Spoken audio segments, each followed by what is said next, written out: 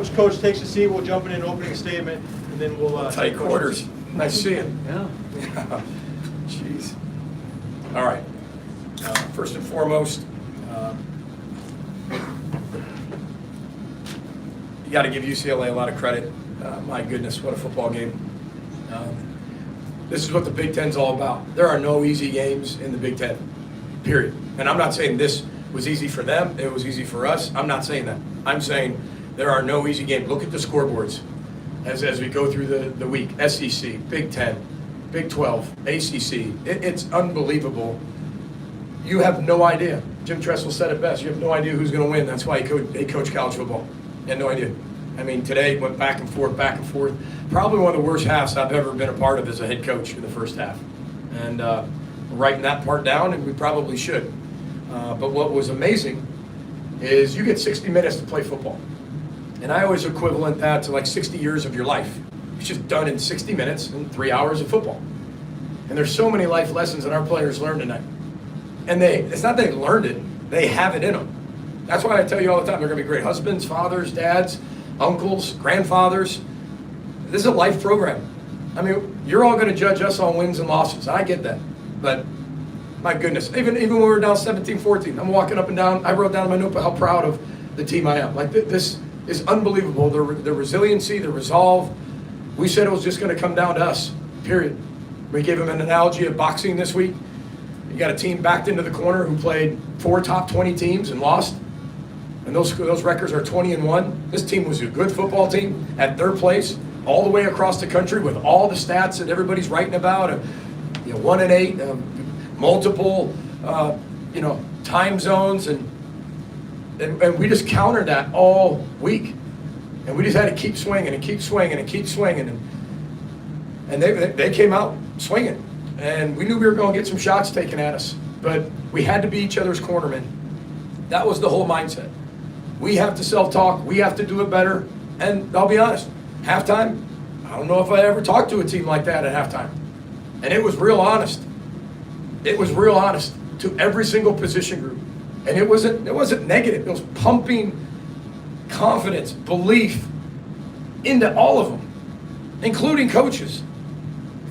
Because that wasn't very good in the first half. But that's football. That is college football. How many people are going to have a press conference, 67 teams that lost, and say, we didn't play our best football? It's coach talk. It's cliche. I get it. But we didn't. And they took advantage of it. We came out second half, played better football. Did we still play our best? No. That's why I love this team. They can keep growing and getting better. So we won the turnover battle, which was a credible 3-0. I think that's a difference in the game. And I can't tell you how proud I am of this football team, of our administration, Mark Hoyle. Our administration allowed us to be able to travel out here the way we needed to travel. That was going to be able to make the trip worthwhile. And with lots of people coming out, multiple, 2 airplanes, that takes a lot for administration in times like this to be able to do that. And we needed that in the second half. I can't thank all of our fans. There are 15,000 plus in the Rose Bowl. They made the trip out here. In fact, we gave them a game ball. I'm not giving out 15,000 game balls. I'll get the bill for that one. Consider it an IOU. But what we're going to do, just as good as money. But some of you know that movie, some of you don't. But we're going to keep a game ball that says the fans on it from this date. I hope everybody who came here for the reasons that they came here for, of family memories, moments their grandfather told them about, had a glimpse of that. I know it's not the Rose Bowl game, but I've never been here. And this was special. Special for our program, special for our fans, because of the venue, where it is, the memories back in the 30s, 40s, 50s, and 60s. Just proud to be the head coach of that football team in there. And Mark McElroy, our officer, gave us a great speech this morning. He played here. He was an offensive lineman here. He gave an unbelievable story this morning, our captain breakfast, and gave him a game ball too. He sacrifices every Friday and Saturday in season to come spend time with us as a police officer. It's just, and that's what's so cool about an organization. And you're all waiting to ask questions, but this is called stalling, because I really want to talk about the people that mean so much to this program. It's one win. It's 1-0. This isn't a championship, but it was a one-game championship. And if the goal of the week is to win, there are no bad wins hard losses, they teach you a lot. This is just a tremendous win for our program, and you got to give UCLA a lot of credit. They got really good football players, played their tail end off, and Coach Foster should be congratulated for that. So with that, we'll open up some questions. PJ, what did you feel like you saw on that last drive with 2 minutes left for Max and the offense? What was the last part? You're so close, but I still didn't hear you. What did you feel like you saw in that last 2-minute drive for Max and the offense? Yeah, I thought that we could be able to open it up and throw the football down the field. We got into our 2-minute set where I think he's really comfortable. I think some people are like, why don't you do 2-minute all game? It's just not how we play. But when he's in that mode, he's really, really comfortable. And when we're able to use it, he's very effective. Our wideouts did a great job. I thought our players did a good job for the majority of the time. They had 10 penalties. We had 4. And 4 is high for us. But I thought we kept our composure in that second half, and I felt like that was maybe some of the difference in some of those drives. And I thought our guys did a really good job of being poised. But we pitched it and caught it. That last play, I don't think you know how hard that is. I mean, he went through 4 reads. O-line held up, pressure in his face, kind of ducked, moved around, bang, found Darius, which was his last option, and Darius does the rest. That's execution. It came down in the first half. We didn't execute. I mean, want me to read it to you? We had a drop that might score. We have a false start on the second drive. Backed us up, couldn't get the first down. We drop another ball on third down, third drive, ended. Missed the field goal in the fourth drive. And then you only have one more and we punted. I mean, yuck. Second half, way better. I thought that, we got pressure on them all night, kept them off balance. They've got some really good players, as you saw. I mean, done a really good job. So, why do you think you were as flat as you were in the first half? You mentioned you were maybe a little harsh at halftime. What was some of the message to the team at halftime? I didn't say harsh. I just said intense, positive, making sure they understand what they were doing. If I had the question or the answer, Ryan, to say why we were flat in the first half, I would have fixed it in the beginning. We crossed every T, dotted every I, but my responsibility is to make sure they come out ready to play for 60 minutes. It's a road environment, like I just told you. We didn't execute. That comes down to me. You think you have the schedule right. You obsess about a schedule. You do it uniquely. You talk to as many people as you can. Remember, I've played in Maction. I've done West to East. We've been out here twice in 1 year. We've been through it all. And you come up with what your team needs. Not only that, I mean, we need a bye. I've never met a bye in a wrong time. I mean, we are beat up. We are held together by tape, bubble gum, and straw. Straw doesn't really hold much together, but the scarecrow kind of. Yeah. So, I don't know, Ryan, but it's college football. And if every team came out flying, it'd be 86 to 85. I mean, it's difficult to do, but our players overcame. And you got to give UCLA credit. They took it to us in the beginning, and we didn't capitalize on our opportunities. And again, that is my responsibility and my fault. And I'll tell you that if we lost, it was 100% on me. And I even told them intensely, positively, and believing in themselves, the exact same thing, that is my responsibility. And I failed them in the first half. 84 yards of offense in that first half. What challenges did UCLA's The first half defense way and- less fun to talk about than the second half. Well, what challenges did UCLA's defense present and their pass rush? I thought they had a really good package in the first half. Again, there are a lot of self-inflicted wounds, right, that we're going to have to fix because all I can control is us.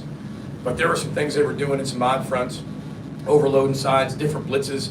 They pinned back their ears and came after us. They were able to get some negative plays.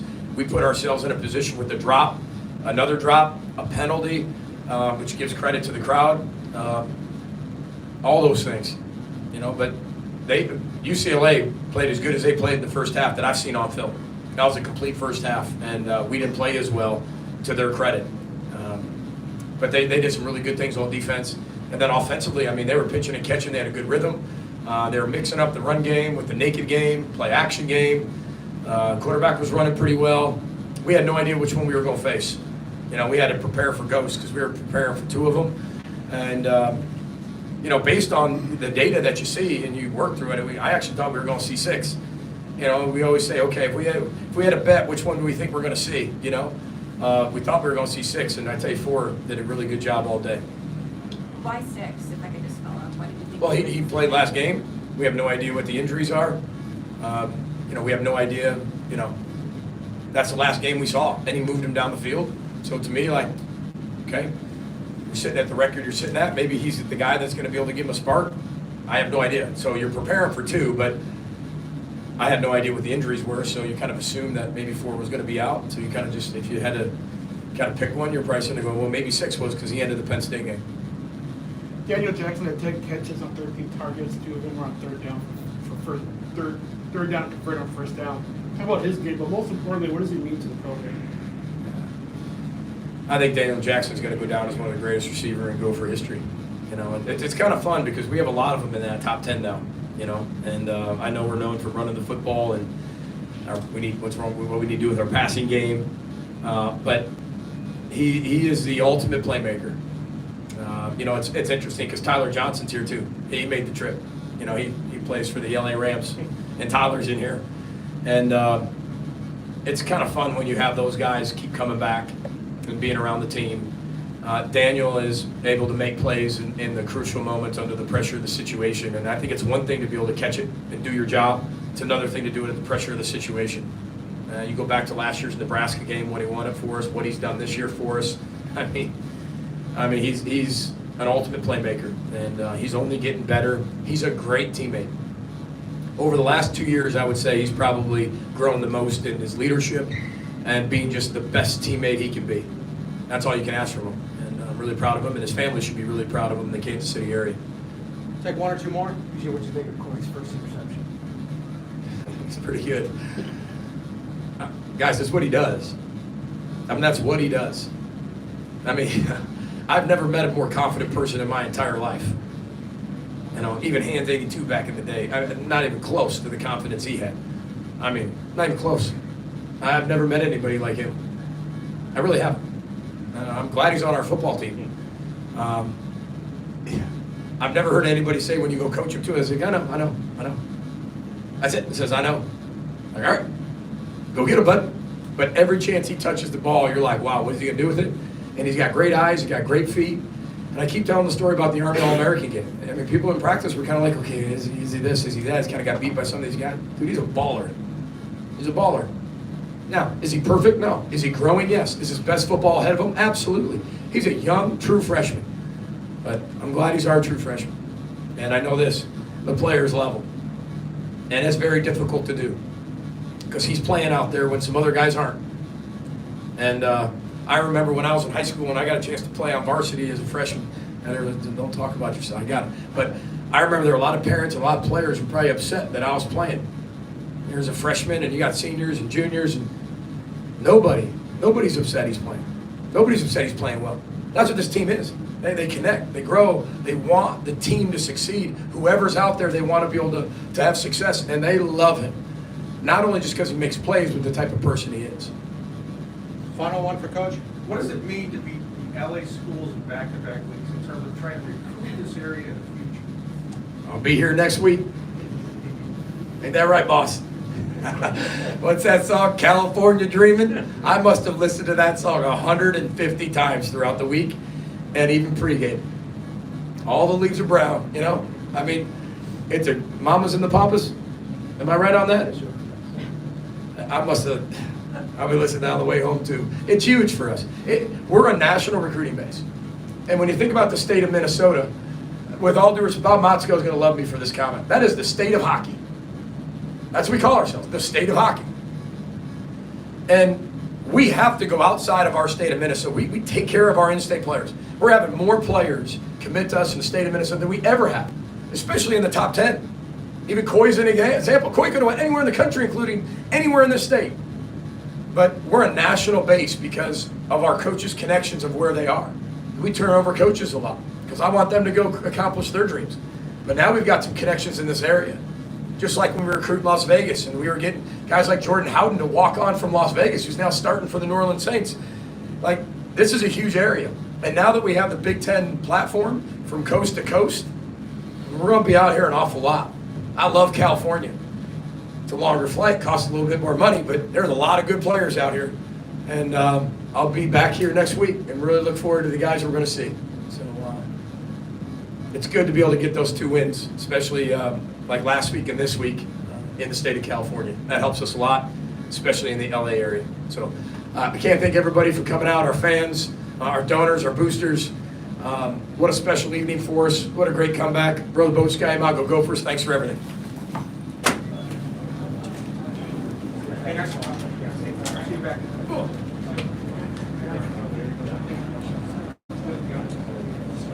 All right, we're gonna have Max Bressler, Darius Taylor in here now.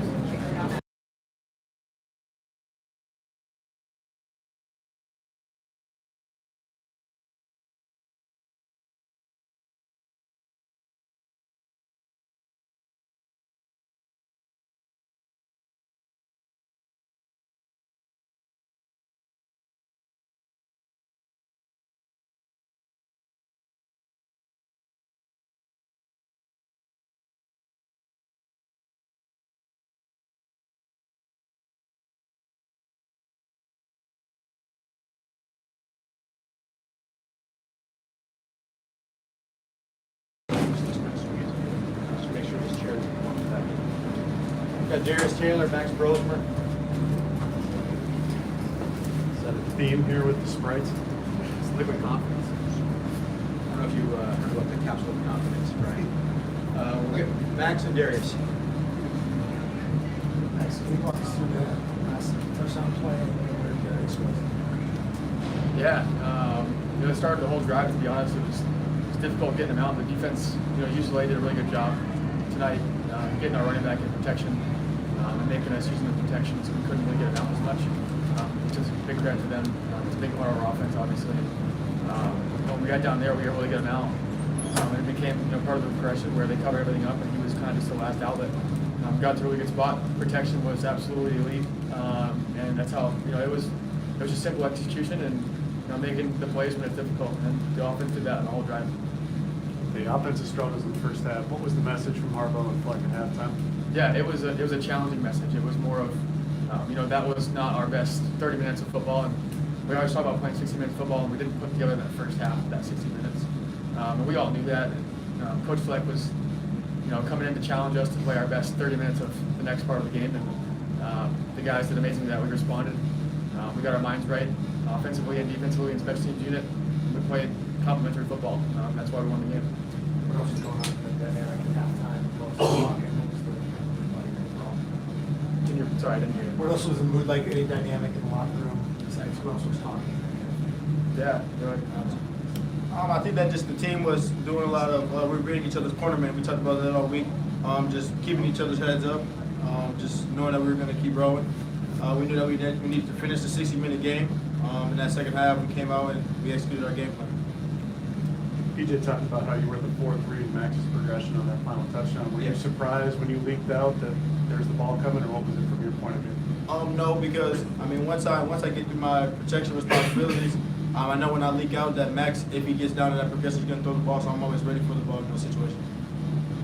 Max, 2 weeks in a row, game-winning drives. Just how have you and the offense been able to string the plays together and winning time when you need them?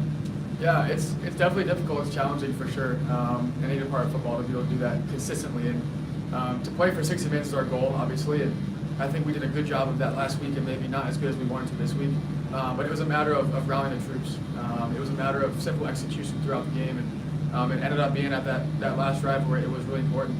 And the guys buckled down and took it upon themselves to be the reason. And I thought that the guys did a really good job of that. They owned it. They battled throughout the whole game, but ultimately they executed. We executed in the toughest parts of the game. The defense held to a good stop at the end of the game too. Max, is there anything you're harking back to these last drive started? Is there anything you're focusing on before they start? It's more of the message that I'm saying to my team. I think it's more of making sure everybody's minds are right, knowing that we don't have to get all of it at one time. That we're really satisfied with 3 and 4 yard gains, and making sure that we're going to dictate the flow of the game the best we can on offense. If you try to do too much and the drive gets killed, and taking negative plays obviously hurts. That hurts today. Taking a few negative plays, but we kind of felt that throughout the game and took the body blows and gave a couple body blows, and I think that's why we came out on top at the end. Did you feel like UCLA was trying to take away Darius, the passing game, most of the day? For sure, yeah, they did a really good job with that. I think if you watch the film, the running back's a big part of our offense, and for good reason too. We have really talented running backs, and they did a really good job holding our downfield routes and keeping the running back in protection where there's nothing to come down to. That's difficult as a quarterback. The running back is the quarterback's best friend, and when you keep him in, it's really difficult to get drives moving and get him past the sticks. What do you think of Jackson's side? Absolutely incredible. The first thing that stands out is his leadership throughout the game. I don't think he's ever quiet throughout the game. I didn't hear him ever be quiet. He was talking the whole time. And he's also doing his part too when his number's called. Along with the other guys too. I think the whole group did a really good job of leading throughout the game, and it got tough. It really did. It got tough on the road. But I thought the group did a really good job together. There were 10,000 plus Gopher fans here tonight. Did it feel that way out in the stadium? Yeah, it did. It felt great to just hear like our crowd cheering. When we got into third down situations on defense, just hearing our crowd making noise out there was a great experience, and I really appreciate the fans. I mean, that plays a big part in the game, and I mean, it's just awesome to have them out here along with our families and things like that. So that's just great. Take one or two more for these guys. What stood out about UCLA's defense on film, and what adjustments did you make at halftime based on what you were actually seeing out there? I think that on film they showed that they had a stout D line. They have a great secondary. They had a tough schedule and they just played really well. I think that their schedule doesn't represent necessarily how good of a team they are. I think that their defense is a really good defense, and they were stout up front. And I mean, at halftime we knew that they were like we think they showed on film, stout up front. We just need to make plays where we could and just execute when we can. I'll also say too, one thing I thought that stood out in their defense, their secondary, specifically in the box though, the interior secondary. The backers today flew around. I thought it's always a fun challenge to play against people that just really love playing football, and you can tell that they love playing football. They're gritty. They made a lot of plays in the perimeter that as a quarterback you're like, please don't make that play. They chase our guys down to the edge. That's a credit to how hard they work, and you can tell that they're a tight unit for sure. For a lot of teams. Hey, last one for these guys. For a lot of teams in the old Pac-12, sweeping the LA teams would be a pretty big accomplishment for their year.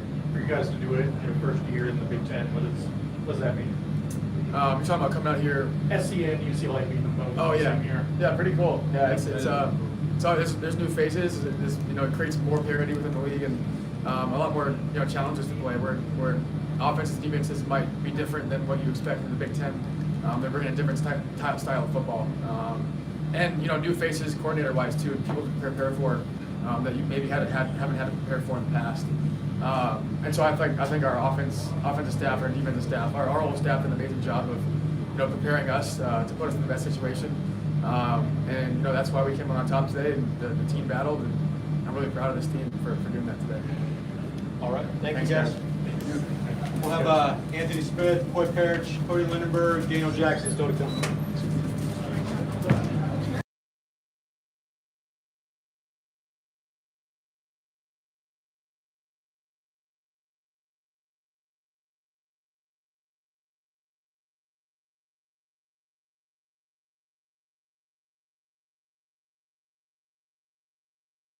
Just with the one microphone, just when you're talking, just swing it back and forth.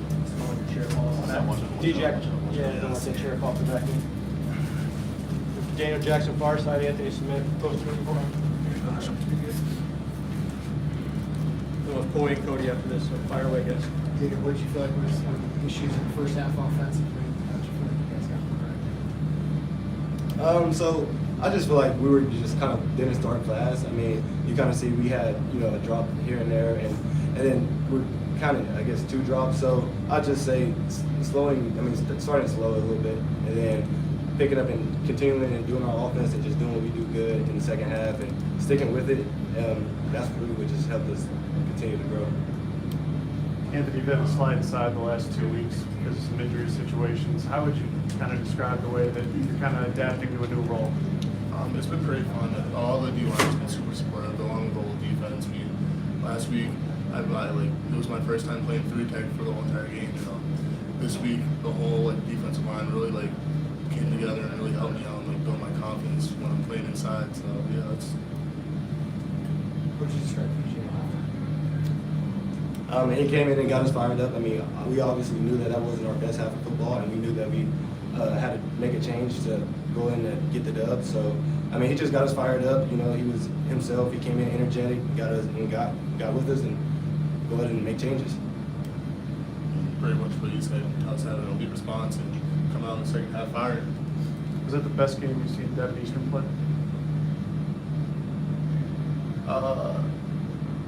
That definitely could have been one of the ones, but I know he's a dog every single game. He plays his heart out. Every single time he comes off the field, he's breathing super heavy, puts it all on the field. So I don't know if this was his best game. Definitely could have been his best game, but every single game, I just know he's giving his best, and I know he really just gives it all on the field. What was Heatherton's message to you guys on that final defensive drive where you had to get the 3 and out to be able to give the offense an opportunity? Be violent. That's his whole thing. Be ESV. Be what we say we are. And be each other's cornerman. If you're not in, you're hyping all your guys up.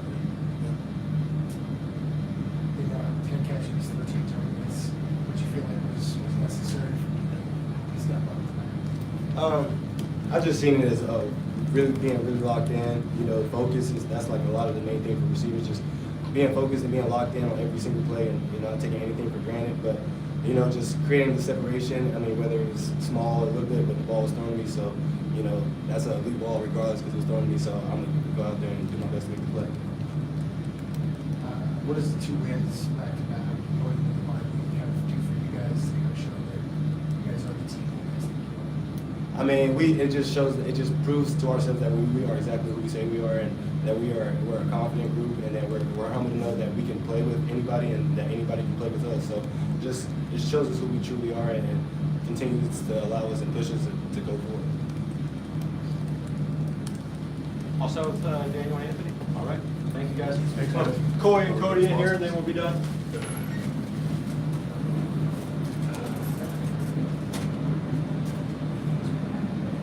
No Luffy celebration?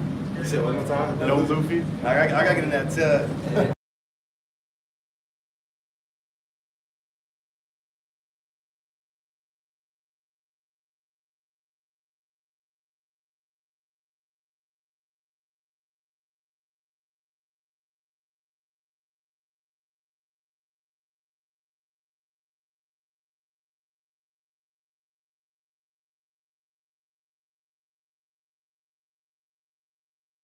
H2, don't let the chair fall off. Cody Parrish, Cody Lindberg. And then with the mic guys, just with your time, we'll get you cut. Cody, what did you feel like were the challenges with UC's passing offense for good success at times? UCLA, sorry. I think it was just doing our job. I think that we hurt ourselves a lot, whether it was not getting the right check, not getting that check all the way around, so our communication, our eyes, not being in the right spot, not being where we are when we're supposed to be there, and then just once we're at the ball, making a play on it. Again, they have great players as well. I mean, they make great throws, great catches. So hats off to those players, hats off to those players. So again, they have scholarship just like we do, so they're going to make great plays, great throws. So it's doing our job all the time. Well, what was the read on your first interception? And, looked like you came down a little hard on it, but what was the read? I'm gonna shout out Coleman Bryson. Yeah, pushed the move. Because they had that same one in the first quarter, and I drove it right away. And just kept up with the move. But this time I pushed the move, and since he saw it, he's on top of me, he just sat down. And I was understanding we make a play. You now own the freshman interception record here at the University of Minnesota, and you got at least 5 more games to go. What does it mean to you to now be on top of that leaderboard? It means a lot, man. It's really cool that. Just be on top of that, just with all the NFL safeties that have come through here. It's pretty cool. I got to give credit to everyone, especially the coaches that put me in the right spots. You're able to slow down UCLA's running attack tonight. First Big Ten team. You guys have really been able to slow down the run game. What was the focus from Heatherman, and what was the points of execution? Yeah, we made a big point of just doing our job. Again, we hit on it a little bit earlier, but the big thing was getting them into third and longs. So that's winning first, second down. So whether it's stopping that first run and make them get into a passing situation on second down or vice versa. But it's winning those first, second downs, getting the third and longs, so that we can get home, get them off track, make them uncomfortable. Because a lot of times I feel like we've been in those third medium, third shorts to where you're really not sure what they're going to do. They can run it, they can pass it. So it's winning that first, second down, getting on third manageables, third and longs, and then taking advantage of the opportunities that we have once we get there. So a lot of those things you want to play when we look at when stopping a run. So it's those things plus doing your job when you're supposed to. What's your strategy now? It's very supportive. Making sure that guys understand that it's a 60-minute football game. We got 30 more minutes. We may have not played as well as we would have liked to in the first half, but again, we have a second opportunity to go out there and do it. Went all around, making sure guys were good. It's it's very easy to get hectic in that type of situation, but everybody stayed calm, cool, collected. So I think he handled it very well. You both are from Minnesota, stayed home. What's it like to be both LA schools back-to-back week? Yeah, it's taking it 1 week at a time. So, we started that USC week 0-0, ended up 1-0, and then again did the same thing out here. So we can't give enough credit to all our coaches, sports staff for making it such an easy trip out here. Whether it's the flight, staying on our time schedules, our meals, our hydration, etc. But couldn't give enough credit to them.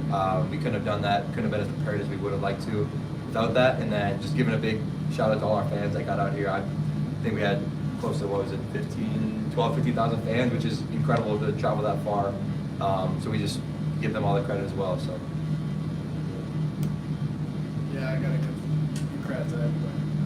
They make it easy for us, and just for us to go out and just perform on the field. That's what we do. That's what we work. It's our job.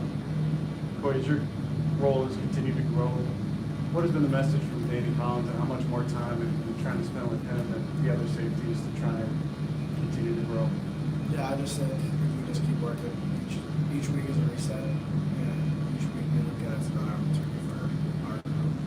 College stuff's a tough bag, boys, and we're going to keep showing the country that we are one of the top safety groups in the country. And just each week we prepare better than everybody. What does it do? One or two more? Go ahead, Andy. What does it mean to have 2 straight wins going into the bye week? Show yourselves, show the team the next chance. Yeah. So again, it's being able to show ourselves that one. If we're not at our best, teams like that can go out and take advantage of our mistakes, lack of communication, things of that nature. But again, you see the tale of two halves. I think that's the saying. When we go out there and play the way that we know we can, the way that we're supposed to, we can do some special things. So it's taking those into consideration. We're going to break down the film. We're going to self-scout. We're going to see all those things, and then we're going to get our bodies back. So it's just continuing to change our best each and every single day through the week, looking at what we did good and what we need to improve on. Because you can't just look at what you need to improve on. You can continue to do those little things good. People want to always jump to like the super extraordinary things, but it's really those little things that are going to make you take the biggest leaps and bounds. You saw you without the arm brace tonight. Is this the healthiest you've been all season? I feel really good. So it's honestly it turned into like a little comfort thing to where I just kind of like wearing it a little bit. It just gave me that little extra something. But I mean, I didn't need it, so I figured why wear it. What was the process of preparing for this UCLA offense, like not knowing who the starting quarterback would be, and then once you saw that it was 4, what adjustments did you make? Yeah, it's leaving no stone unturned. So we looked at what they could be doing with 6 or 4 in the game. As we saw, there was film on both of them, whether it was the first 2 games with 4, and then kind of in those 3rd, 4th games, you see a little bit of 6. So it's seeing what they could do with 6 a little bit more than differently than 4, because we were expecting maybe a little more heavy quarterback run. He can get out of the pocket a little easier. Taking those things into consideration, but it's not just we're going to look at this guy, and if this guy happens to play, then we'll find something out then. It's leaving no stone unturned, and then once we found out that it was going to be 4, we went into that game plan. I guess Last one, guys. But what do you see from Max, poise-wise, getting the last drives? It's pretty crucial at the end. I don't know if you guys see anything on the sideline that shows that you can be that guy in the moment. Yeah, incredible leadership. And it starts outside of the field. It starts outside of those moments because you know, you're only as good as your preparation, you're only as good as your training.